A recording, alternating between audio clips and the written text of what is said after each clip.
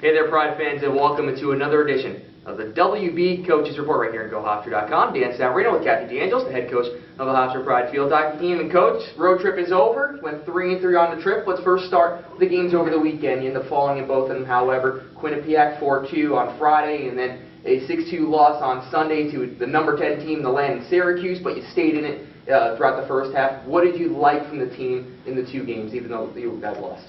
Well, Quinnipiac game, it was honestly, it was definitely a disappointment, and you know, I don't think we dealt with adversity well. We didn't deal with a midweek game during classes. We didn't deal with it being a little rainy, and came out flat. And you know, I don't think we were able to step up our game, and we didn't deal with adversities, and became typical excuses and so forth. And so I was a little disappointed in how we came out in that game, and Quinnipiac played their hearts out, and they came back and they scored, and you know, it's just an unfortunate game, and we've got to put it behind us and just learn from that. Preseason favor from the Max, and now you go up to Syracuse, which is a top 10 team, always a team that you always have to really try and be able to compete with and stay with them. But you're down only a goal at halftime, which, you know, boy, low scoring too. So was it promising when you looked through that first 35 minutes on what you saw from your squad? Yeah, I mean, we played great, and it was for us, it was such a great experience, and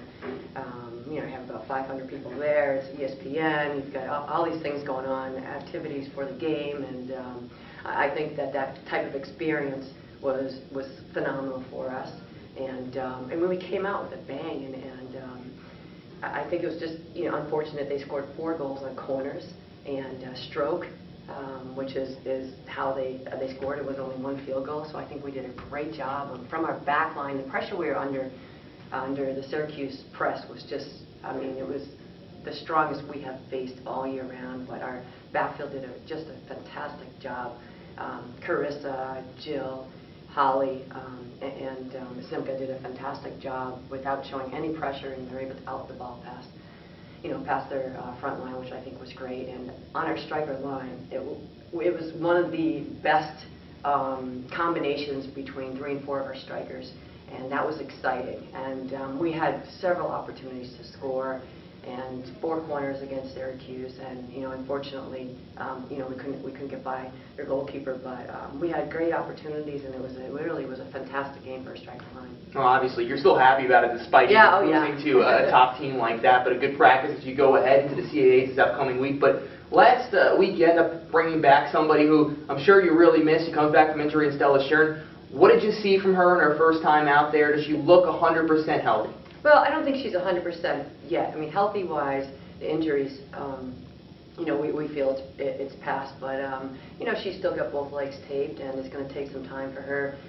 to get her timing back, and certainly fitness is going to be an issue for the next several weeks.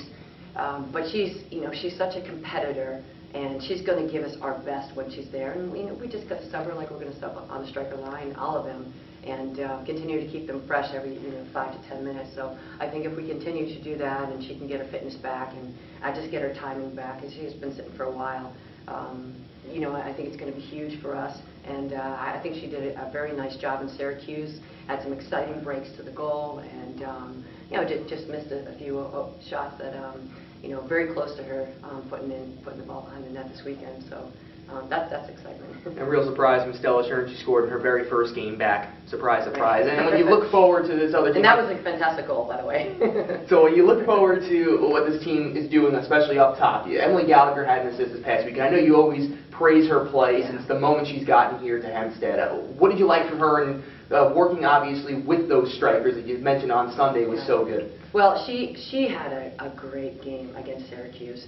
And first of all, it was a broken corner, and she collected the ball off a broken corner and had an amazing, very deceptive sweep right past Syracuse to Janelle, and Janelle rebound shot score. So she did, you know, on this especially situation, she couldn't have had a better pass. So we're actually happy that the corner was broken up. But in the field of play, Emily Gallagher, I mean, she's just a workhorse, and she's so smart. She moves the ball with you know, great speed and ease, and really helped her, between her and Zimka, in those you know, in between the central midfield position and then in our outletting.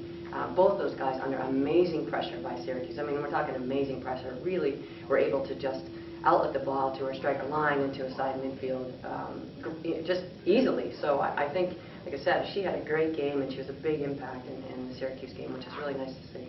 Janelle has 3 goals this past weekend. She ties Claudia Marin-Samper for 8 goals this season. Shocking, I guess you can say, that Claudia did not score over a weekend. But now let's look ahead to this week.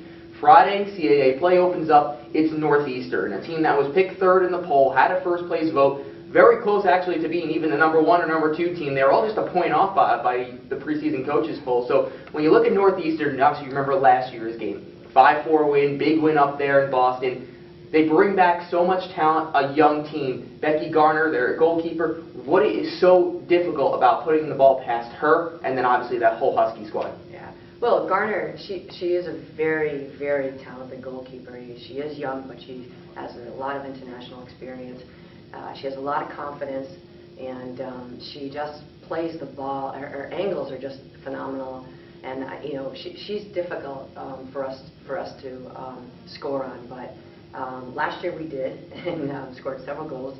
So you know, we're hoping to keep that same type of game plan, up-tempo game plan, where our strikers are passing, and we've got to pass around her, we've got to tip around her. That's the only way to really truly beat her. But that's our game, and that's our strength, is that we can pass around her and we can tip around her. So you know, we got to keep doing what we're doing, and if we can connect on the striker line, then that's going to be really the major factor in us being able to put the ball behind the net with Garner and goal. Well, you have 2 games this weekend. Columbia on Sunday, which is back to a non-conference game, another team that you've always battled with year after year. What's the difficulty of obviously going from a conference game, which is so important, it seems like almost a second game, it means that extra because of the fact that it is in the conference, to going back to a non-conference game where you don't really want to lose, obviously, your focus with that?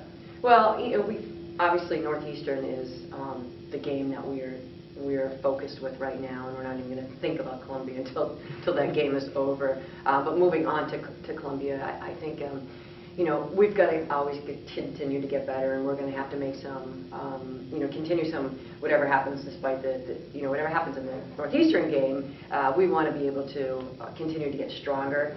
So you know, our game plan, you know, hopefully we have a great outcome on Friday, and we can continue with what we're doing, and you know, just focus on getting better, and that's what we can do in non-conference games. It gives us an opportunity to take some risks with different players in different positions. If we need to try some things, different things on our attack corner unit, that we may want to try a few different corners on Sunday, and use that as a prep for the next CAA game down in Philadelphia. Well, the 6-game road swing is over. They're back home. It's Friday. It's Sunday, 3 o'clock on Friday. Sunday at 1, you catch all the action on GoHofstra.com or WRHU.org, and go to the Hawk at WRHU.org. Dan Savarino, Kathy DeAngelis. We'll catch you next week, Pride fans.